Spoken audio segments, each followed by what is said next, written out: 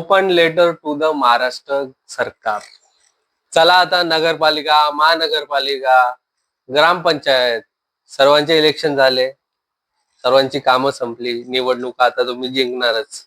म्हणजे काय आता नगरपालिका आणि महानगरपालिकेच्या तर तुम्ही जिंकलेल्याच आहेत. ग्रामपंचायतीचा पण निकाल तुमच्या साईडने लागेल. आता चला, झालं तुमच्या मनासारखं. आता जरा कामावर या. चला, तुमचा इलेक्शन मोड संपवा आणि आता बॅक टू वर्क या. कसं आहे माहितीये का, नुसतं इलेक्शन जिंकणं म्हणजे विकास नसतो. आणि गव्हर्नमेंटचं काम हे नाहीये की फक्त इलेक्शनच जिंकायचं. लोकांसाठी पण काहीतरी काम करा.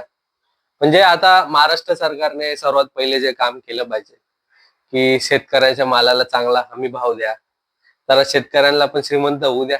तुम्ही नेते मंडळींनीच नका श्रीमंत होऊ, जरा शेतकऱ्याला पण कमवू द्या जरा. आणि त्याच्यानंतर दुसरं काय झालं तर जरा मराठी शाळा टिकवायचं बघा जमलं तर. कसं आहे हो, तुम्ही नेते मंडळीने स्वतःच्या इंग्लिश मिडियमच्या शाळा काढल्या, हायटेक शाळा काढल्या, त्याच्यामध्ये मराठी शाळा मागे पडल्या. मध्यमवर्गीय मराठी शाळेत टाकायला तयार नाहीत, कारण की त्या दर्जाचं शिक्षण तुम्ही ठेवलं नाही. आणि जिथं त्या उच्च दर्जाचं शिक्षण भेटतं प्रायव्हेटमध्ये, त्याची फी तर काय बाबा परवडणारच नाही.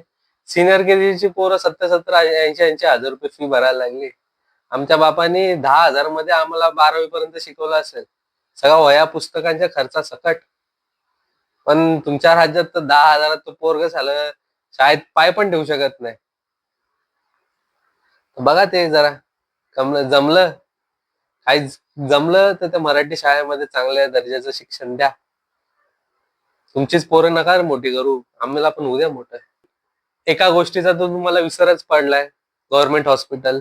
काल परवा मध्ये मी ऐकलं की आता गव्हर्नमेंट हॉस्पिटलमध्ये सुद्धा प्रायव्हेट सारखे रेट चालू होणार आहेत पैसे द्यायचे. अरे बाबांनो, तेवढं तरी जगू द्या रे. आता ते गरिबांकडनं जो काय गव्हर्नमेंट हॉस्पिटलमध्ये काय भेटत होतं थोडीफार ट्रीटमेंट, ती पण नाही भेटणं. म्हणजे ती भेटत होती ती पण एकदम घाणेरडीच भेटत होती. पण आता त्याच्यात पण तुम्ही पैसे लावले. गरिबांना मारूनच टाकायचं ठरवलंय तर करा आता. काय आम्ही लोकांनीच तुम्हाला मतदान देऊन निवडून दिले, तर तुम्ही आमच्या उरावर तर बसणारच. आणि जरा शिकलेल्या तरुणांचा रोजगाराचा विषय मिटवा. का तुम्ही जे मतदानाला प्रत्येक मतदानाचे 5,000 जे दिलेत, ते 5 वर्ष पुरवायचे आहेत का? म्हणजे पुढच्या तुमच्या इलेक्शन असतो ते पुरवायचे. असं असेल तर सांगून टाका. म्हणजे कसं, आम्ही तेवढं निर्धास्त राहू ना, की काय पुढच्या 5 वर्षांनी परत तुम्ही येणार. मग त्या 5 वर्षांनी खासदारकीच्या इलेक्शन लागणार, आमदारकीच्या लागणार, तुमच्या नगरपालिका, महानगरपालिकेच्या लागणार, ग्रामपंचायत. मग कसं त्या 4-5 निवडणुकीमध्ये आम्ही ठरवू प्रत्येक मतदानाला किती 5,000 द्यायचे का 10,000 घ्यायचे प्रत्येक मताचे. आणि ती वेळ तर तुम्हीच आणली आता. पण मला एक समजत नाही, तुम्हाला नगरसेवक आणि आमदार, खासदार घ्यायला पैसे भेटतात बरोबर. आणि तेवढ्याच लोकांना चांगले ट्रीटमेंट द्या, चांगले हॉस्पिटल द्या, शाळा सुधरवा. ते पैसे तिथं खर्च करा ना.